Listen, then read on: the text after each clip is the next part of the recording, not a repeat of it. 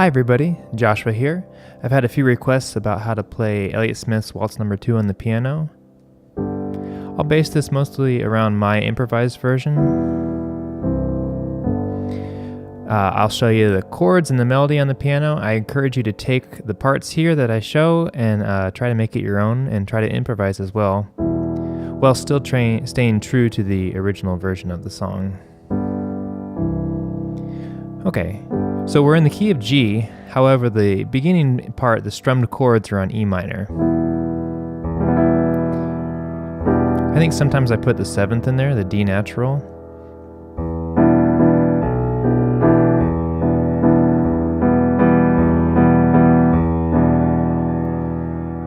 So what's our first bit here with the E minor?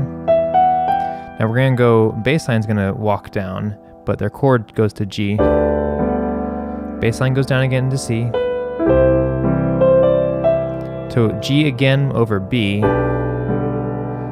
Sit back to C. Back to that G over B again. To D. G major. E minor. G over D. C. Now we're going down to G over B, back to C, G over B, to D major, G major. I'll play that a little bit faster.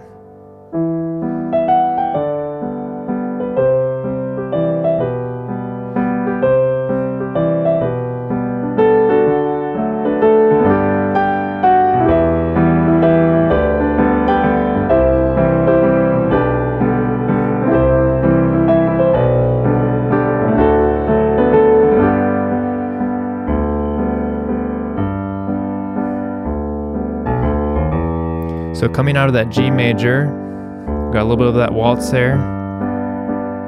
Going between the G and the D in left hand. B, D, D sharp, E. I believe in my version, I'm just going back and forth. I think when I listen to it again a little bit more closely, it does go B, D, D sharp, E. But again, I'm not giving you the exact notes that are in the recording. Okay, so we're back to our E minor. So our melody, walking up to G major, we're going to go up to C, walk up the bass line, the bass note to C sharp, C sharp, G, A, C sharp, E, B natural. So we're going to D major, to A minor, E minor. So here's an F sharp sus to B7, E minor. I like to walk the bass up there, F sharp, G major. Here's our C. Walking up, the C sharp in the bottom, D major, A minor, E minor, B7. Let me play that much a little bit faster.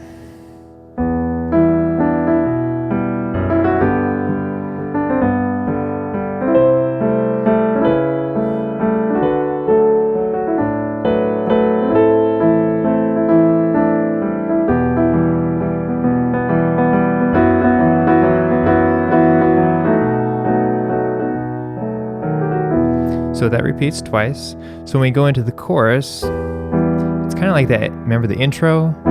E, G over D, C, G over B, C, G over B, D to G.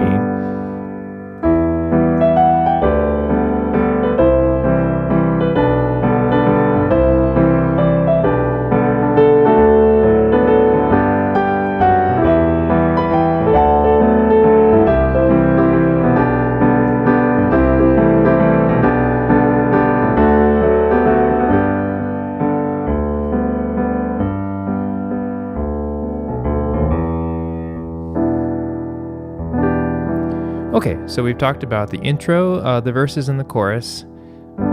So after coming out of all that into the G again, going into the bridge, we're going to walk G, A minor. You can do A minor 7 there. C major 7 to G to D over F sharp to E minor. A minor. C major 7 again. So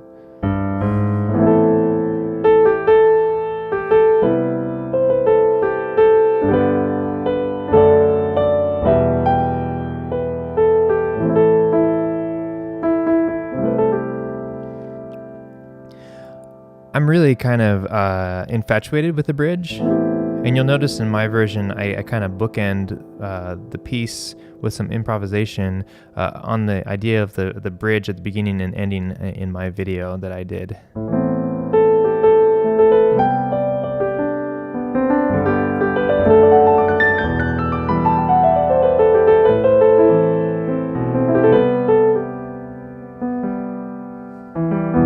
Then it goes back to the verse chords again.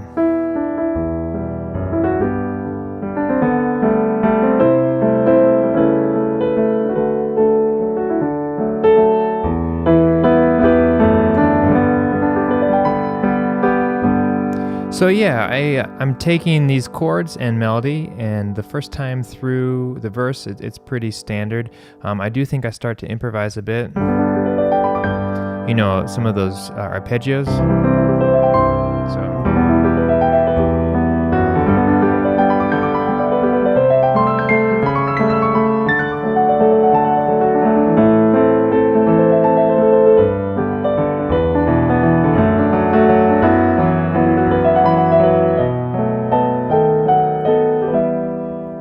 Some ideas there. Oh, one of the things I noticed too is I don't always use that F sharp kind of 7 sus sound, B7 turnaround. Sometimes I just go to the, I'm just kind of doing like a B7 sus and then going to the B7. So just some different ideas. I'm not always resolving. Let's see here.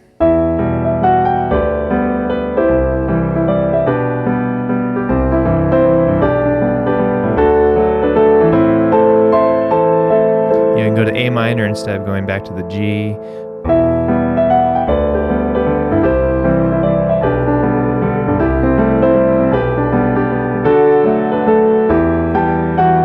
You go to the E minor instead of resolving to the 1 chord on the G.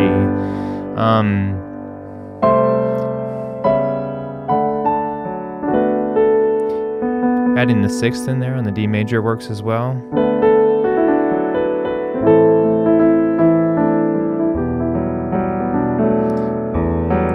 Adding the F sharp into the E minor chord. I would also think about, so it is a waltz, but changing some of your patterns in the left hand. So the left hand is going to drive with some standard waltz feel stuff, but when you need to pull the energy back,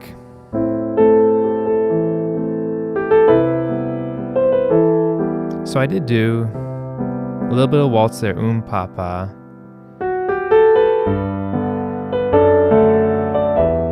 So the rhythm is still felt somewhat, but it's not completely outlined the whole time.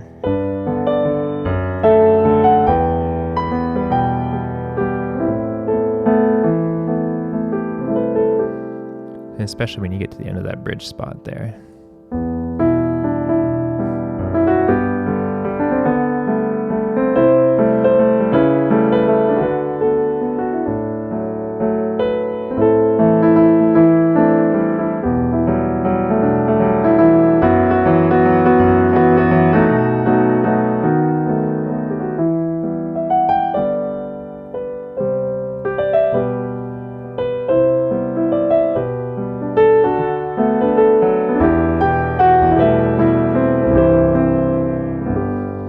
Okay, so I've made this video too long already, but I hope that breaks down some of the chords and melody and some of the parts and ideas. I encourage you to go back and watch my version. It's mostly improvised. I do have some ideas. Like I said, I was thinking about putting the bridge or the ideas from the bridge at the beginning and the ending, and trying to like open and close with those ideas on my version. But I do a lot of takes, and I may have an idea at the beginning of the first version I do, and then by the time I'm on my 8th or whatever take, it feels a lot different at that point. So I do encourage you to, some things that help me, knowing the lyrics and singing the lyrics while I'm playing, and then chords and melody, but then also not being too committed to the structure, and knowing I can kind of jump around as long as I stick within the energy and emotion of the original piece. Unless what you want to do is something completely different. There's been some beautiful piano arrangements of Elliott Smith stuff. Like Brad Meldo does some really cool stuff. Check out Brad Meldo's Bottle Up and Explode. It's awesome. And he really stretches and comes back to the beautiful music of Elliott Smith. So this is some music that's meant a lot to me, and I hope by learning it on the piano, it can mean even more to you. Thank you so much for watching. Big thanks to my patrons, and thanks to subscribers and everybody for checking things out. And thank you everybody for asking for this. It's good for me to go back and revisit old videos and kind of figure out exactly what am I doing there. A lot of times I make the video and then kind of forget about it, so it's good to go back and listen and share with you. So have a good day. Thank you for watching. Catch you next time.